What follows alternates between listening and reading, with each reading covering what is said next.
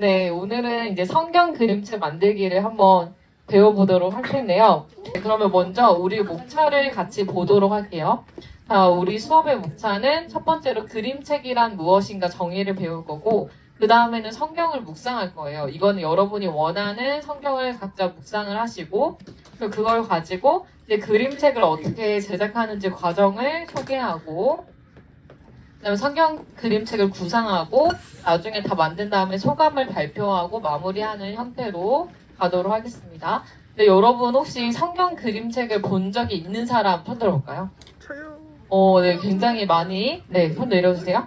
네, 안 볼 수가 없죠. 그쵸? 집에서 다 봤을 텐데 여기 보면 요나라는 작품과 에스더라는 작품이 있어요. 근데 여러분이 이 그림책의 표지를 구성할 때 주의해야 될 점이 뭐냐면 여러분 그 유튜브도 썸네일 아시죠?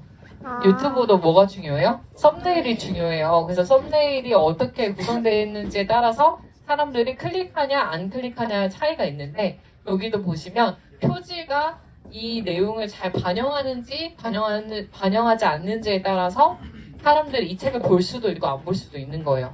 첫 번째 요나 그림을 보면 어떤 장면이에요? 요나가 그 물고기한테 그쵸. 요나가 물고기에게 잡아먹히는 장면. 그러면 여러분이 딱 이 장면만 봤을 때 요나의 핵심 장면인 것 같아요? 네, 맞아요. 그쵸? 핵심 장면이죠. 왜냐면 요나가 물고기에 잡아먹힌다 이 내용이 되게 핵심적인 내용이잖아요. 그러면 이 그림은 잘 그린 거라고 볼 수가 있겠죠. 그림책이란 무엇이냐면 그림과 구두 서술이 합쳐진 책의 형태예요. 다시 말하면 그림 플러스 구두 서술이라는 건데 구두 서술이라는 게 뭐냐면 말로써 얘기하는 형태라는 거예요. 여러분 그림책 보면 그림책의 어투가 뭐뭐 했어요, 뭐뭐 했습니다 이렇게 말하는 형식의 형태거든요.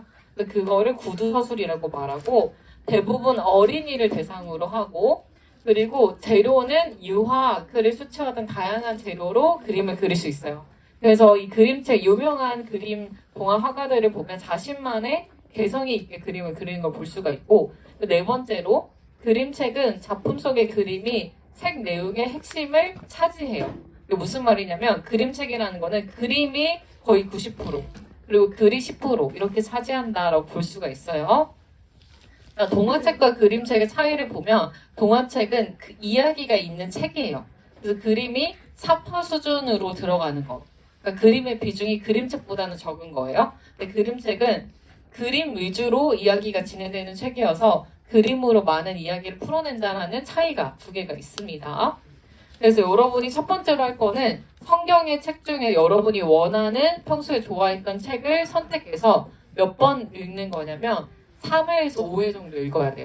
왜냐면 여러분이 어떤 책을 만들 때 제일 중요한 건 스토리거든요. 내가 어떻게 스토리를 구상할 건지가 제일 중요하기 때문에 적어도 3번에서 5번 정도 읽고 그 다음에 그 책 읽은 거에서 그림책에 넣고 싶은 부분을 선택하는 거예요. 그 다음에 이 2번 내용을 요약해서 여러분만의 스토리를 적어주시면 됩니다.